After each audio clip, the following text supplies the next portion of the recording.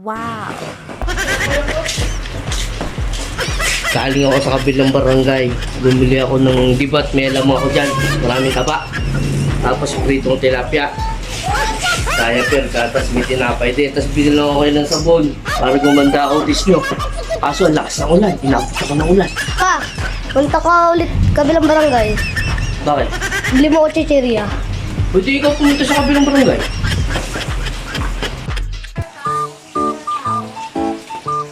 Yun, so dahil nga kaninang umaga na feeling well tayo, niligo natin sa ulan.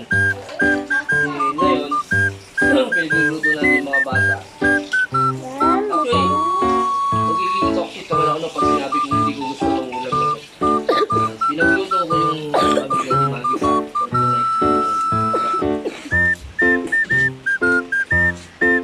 Meron tayong pwede tilapia, tapos mag-adobo tayo ng kangkong para habang maulan ng panahon, magbuwi-watching kami mga.